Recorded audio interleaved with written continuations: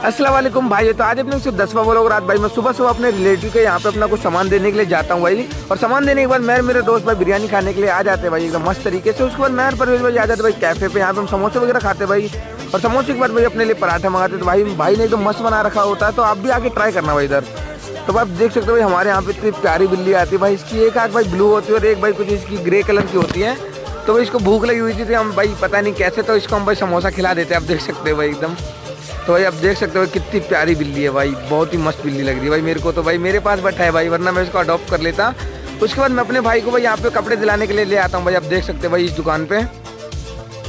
तो भाई अभी भाई के लिए अपने कपड़े वगैरह सिलेक्ट करते भाई एकदम मस्त तरीके से। और देख सकते हो भाई ये कपड़े मैं अपने भाई के लिए सिलेक्ट करता हूँ। उसके बाद मैं जाता हूँ भाई जूते लेने के लिए अपने भाई के लिए। तो भाई यहाँ से अपने जूते लेते भाई ऑगी के। तो आज के लोग इतना ही था। लाइक शेयर सब्सक्राइब जरूर करें। Keep support guys.